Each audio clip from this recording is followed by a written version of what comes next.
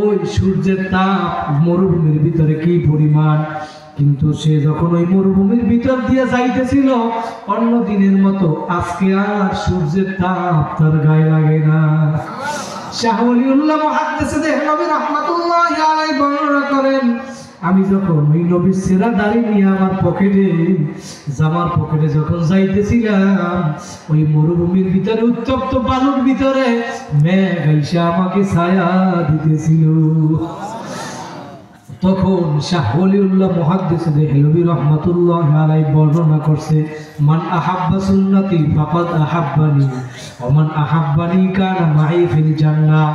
আমি আল্লাহর কসম খাইয়া বলতে পারি, আজকে সেরা নবীর 2টা অথবা 3টা দাড়ি আমার পকেটে থাকার কারণে সূর্যের তাপ আমার গায়ে লাগে না, মেঘ আইসা আমাকে ছায়া দিতে আছে। আমি আল্লাহর কসম খাইয়াও বলতে পারি, কিয়ামতের ময়দানে যাদের গালের ভিতরে দাড়ি লাগানো থাকবে, শাহ ওলিউল্লাহ মুহাদ্দিসে বলে, আমি আল্লাহর কসম খাইয়াও বলি, কিয়ামতের ময়দানে তাদের মাথায় গায়ে আমার মাওলা সূর্যের তাপ লাগাইবে না। কারা কারা রাখবো আর দাড়ি কামাবো না, কাটবো না, ধরে হাত জাগাই একটা আল্লাহ বলিয়া ডাকবা।